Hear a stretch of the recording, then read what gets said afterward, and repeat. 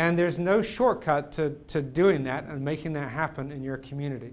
And it will take people like yourselves to show up and make it happen. One of the most exciting things for me about coming here and seeing what's going on here is seeing how this is, at the university, is a student-driven thing at the moment. Hopefully that will change and the administration will get on board and all sorts of great things will happen.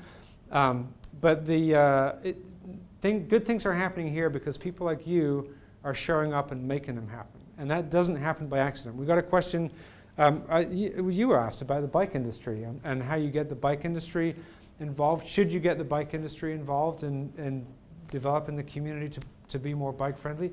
Absolutely. It's madness that they're not involved and that bike shops are not all over bike advocacy and that companies like Bike Friday and Burley and others, and I know they're involved and they show up, but the bike industry generally has been horrible about just participating in this stuff and getting involved and arguing for the kind of changes and improvements that we see. And it takes real perseverance and patience and doggedness sometimes to get this stuff done. This is the Cooper River Bridge or actually it's the Arthur Ravenel Jr. Bridge, but it's the Cooper River Bridge. It takes the US 17 over the river in Charleston, South Carolina.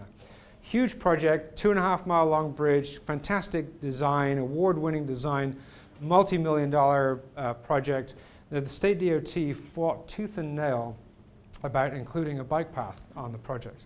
And the community said, you're going to build it with a bike path on it. You just are. And they just refused to accept that this would be built without a trail on it. Eventually it was, and it turned out to be so popular that, as you can see, the state has had to put parking in at each end of the bridge because it's so popular. People drive to go running, to walk, to take their bikes, to ride on this bridge. People really want this stuff, and if it weren't for the citizens of Charleston showing up and demanding it, it wouldn't have happened.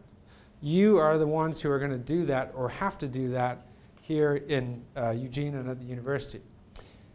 This picture is on the Flint River Trail in Flint, Michigan, about a mile from Buick City, which I'm told used to be one of the biggest manufacturing plants for cars in the world. Anyone been to Flint, Michigan? Have you seen the movie Roger and Me? You know the story. Flint is still trying to reinvent itself and find something to grasp onto now that the car industry has gone. The people who are engaged in trying to envision a better future for Flint have all graduated from the ride that the Friends of the Flint River Trail put on twice a week from April through October. It's about a 5 to 8 mile bike ride on the Flint River Trail that has opened people's eyes to what's going on in their community, to what's possible in their community, and to what the future could hold.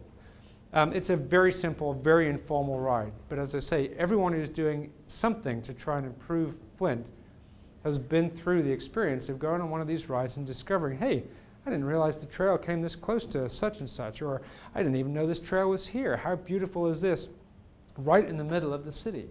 They have no idea what resource was there. So you are the people who are like the Friends of the Flint River Trail, who need to get people out and see what's on the ground in Eugene already that they can celebrate, that they can use, that they can enjoy, and help them realize what the future can be like. Again, you're the ones who need to show up and do that. No one is going to do it for you. So make sure you participate. Again, Copenhagen, back to Copenhagen, where they don't think of themselves as anything other than just people getting to work however they do it. They choose to do it in droves by bike. And we used to, I used to come back from places like this and show all the pictures, and you're presenting to a bunch of traffic engineers who are all sort of nervous about if they're going to have to do this or not. And we'd always kind of soften the blow by saying, don't worry, Copenhagen didn't get to where it is overnight. It took 40 years for them to, create this kind of infrastructure and do all this kind of stuff. Well, it turns out that Portland has done what they've done in about 15 years. And it turns out that New York City has added 300 miles of bike infrastructure and bike lanes in just a couple of years. In Seville in Spain, they've, in the last 2 to 3 years, 2 to 3 years-ish, they've gone from 0.2% journeys to work by bike to 6.7% of journeys to work by bike in just literally 2 or 3 years, by putting in a 250-kilometer network of bike lanes or infrastructure like this, protected, garishly painted green, not ideal, but just extensive, connected, complete network of bike infrastructure, and putting in about 4,000 bike share bikes or public bikes. And lo and behold, people love it. These are carefree Americans riding in a foreign city, not knowing a word of Spanish, without helmets, look at the grins on their faces as they explore the city of Seville.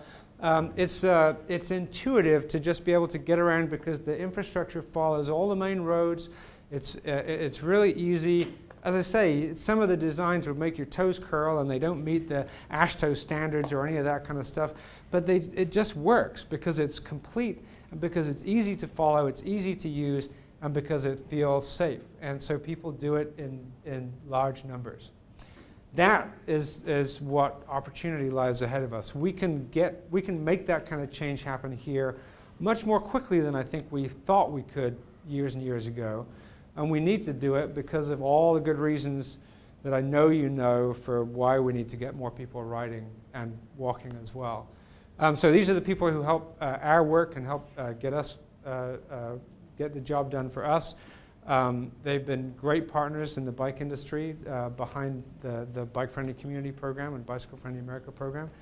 I hope that we can come back and share with you gold and platinum and whatever the next level is after that of awards as you change Eugene and the university to be the amazing places for cycling that they can be. But more importantly, to see those communities, your community, become just fantastic places to live, to raise families, to work, to play, and to enjoy your life. So that's your charge, that's your task. Whatever help we can be, you can count on us for at least some of it. And I look forward to coming back and seeing how it all goes. Thanks.